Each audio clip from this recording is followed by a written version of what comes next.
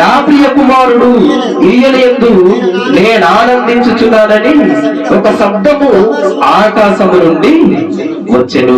చూడండి, యేసుక్రీస్తుల వారు కూడా ఈ భూమి మీద మనలాంటి శరీర ఆకారాన్ని ధరించుకుని వచ్చిన తర్వాత తనకు ఎప్పుడైతే 30 సంవత్సరాలు నిండుతుందో ఆ 30 సంవత్సరాలు నిండిన తర్వాత యేసుక్రీస్తుల వారు ఏం తీసుకున్నారంటే బాప్తిస్మము తీసుకున్నారంట.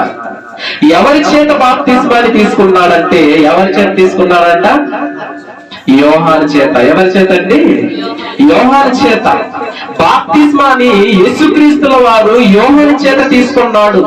చాలా మంది పైగా వినిస్తూ వెళ్ళిపోతాం గాని నిజంగా యేసుక్రీస్తుల వారు అసలు ఎందుకు బాప్తిస్మాని తీసుకున్నాడు అని మాత్రం మనం ఆలోచించాం ప్రియులారా. నిజంగా యేసుక్రీస్తుల వారు పాపివా అని ఆలోచిస్తే యేసుక్రీస్తుల వారు పాపి కాదు ప్రియులారా. యేసుక్రీస్తుల వారు పాపి కాదు, ఆయన పరిశుద్ధుడు. పరిశుద్ధుడైనప్పటికీ యేసుక్రీస్తుల వారు ఎందుకు బాప్తిస్మాన్ని తీసుకున్నాడంటే ఆయనలో ఉన్నటువంటి పాపాలు కడగబడడానికి కాదు, ఆయన నీకు నాకు విధేయత చూపించడానికి. అంటే బాప్తిస్మాని